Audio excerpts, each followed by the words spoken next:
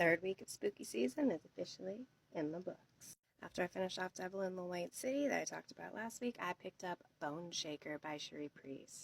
And oh my god, this book, it's not a new book, but it was so refreshing. This came out in 2009 and where to start? Protagonist is a middle-aged woman and also her son, but when you're getting stuff from him perspective, you still kind of understand that mom is the hero. There's no love interest shoehorned in, no narrative that doesn't need to be there. There's zombies, airship pirates, there's all kinds of steampunk wonder.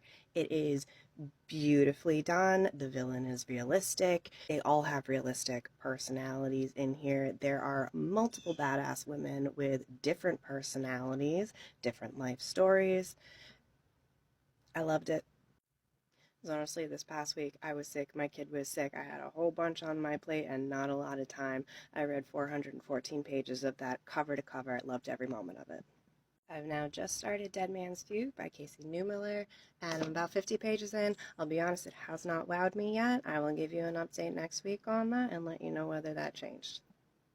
I did do a little bit of audiobook listening as well this week, but I'm not going to be covering audiobooks. I have audio processing issues and I'm very distractible, meaning I don't catch everything. It's perfectly valid reading for other people, but for me, I'm not getting it as good. I'll also occasionally use audiobooks when I'm practicing my second and third languages and I don't want to have to check up on English translations.